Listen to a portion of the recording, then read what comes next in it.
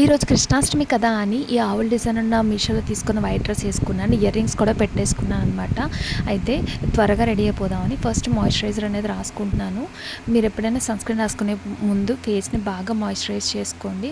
So నేను face and neck బాగా చేసుకున్న తర్వాత విజయవాడలో చాలా ఎండ ఉంటుంది.